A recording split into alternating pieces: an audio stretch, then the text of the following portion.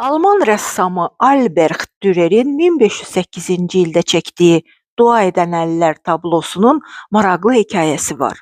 Çox kasıb ailədən olan iki qardaş rəssam olmaq üçün təhsil almaq istəyirlər.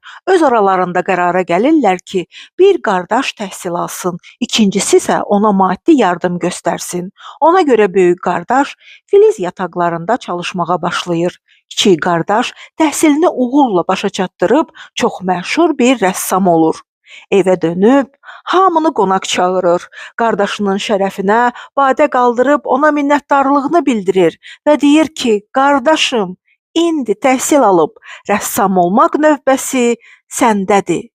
Böyük qardaş ağlayır, deyir ki, bu illər ərzində barmaqları kobudlaşıb, hissiyatını itirib, iki barmağı sınıb və o heç vaxt rəssam ola bilməz.